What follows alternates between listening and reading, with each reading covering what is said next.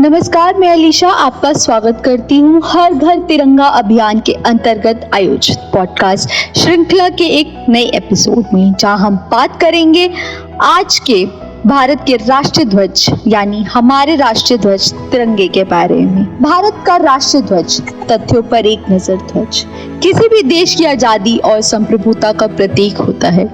भारत बहुजनों का देश है, जैसे हिंदू, मुस्लिम, ईसाई, यहूदी, पारसी और अन्य जाति और जनजाति, जिनको ये राष्ट्रीय ध्वज एक सूत्रों में बांधने का काम करता है। भारत का राष्ट्रीय ध्वज भारत के लोगों के लिए साथ साथ स्वतंत्रता के लिए भारत के लंबे संघर्ष का भी प्रतिनिधित्व करता है। प्रधानमंत्री जवाहरलाल नेहरू ने कहा था, एक ध्वज झंडा न सिर्फ हमारी स्वतंत्रता बल्कि सभी लोगों की स्वतंत्रता का प्रतीक है।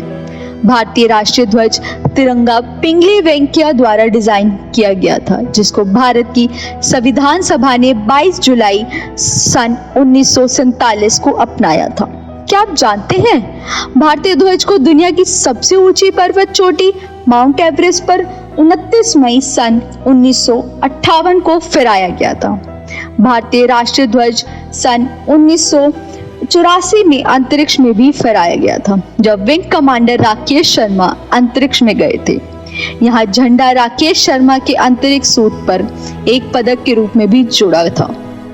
जाने राष्ट्रीय ध्वज के आचार संहिता के बारे में। राष्ट्रीय प्रतीक होने के नाते सभी भारतीय इसका सम्मान करते हैं। भारतीय ध्वज के बारे में आम जनता के लिए कुछ निर्देश जारी किए गए हैं। जब राष्ट्रीय ध्वज को फहराया जाए तो केसरिया रंग शीर्ष पर हो। राष्ट्रीय ध्वज के ऊपर या उसकी दाईं तरफ कोई भी अन्य ध्वज या प्रतीक ना रखा जाए। सभी अन्य ध्वज यदि वे एक रेखा में लगाए गए हैं तो उन्हें राष्ट्रीय ध्वज की बाईं तरफ रखा जाए।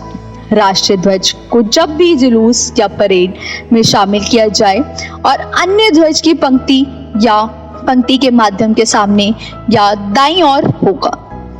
आमतौर पर राष्ट्रीय ध्वज को महत्वपूर्ण सरकारी भवनों जैसे राष्ट्रीय भवन, संसद भवन, सुप्रीम कोर्ट, उच्च न्यायालय, सचिवालय, आयुक्त के कार्यालय आदि पर फहराया जाना चाहिए। राष्ट्रीय ध्वज या उसकी अनुकृति का प्रयोग व्यापार, व्यवसाय या पेशे के लिए नहीं किया जाना चाहिए। राष्ट्रीय ध्वज को शाम में सूर्यास्त के समय हमेशा उतार लिया जाना चाहिए। 26 जनवरी सन 2002 से फ्लैग कोड बदल गया है। अब भारतीयों को कहीं भी किसी भी समय गर्व के साथ झंडा फहराने की आजादी दे दी गई है। इसी के साथ मैं अलीशा आपका धन्यवाद करती हूँ।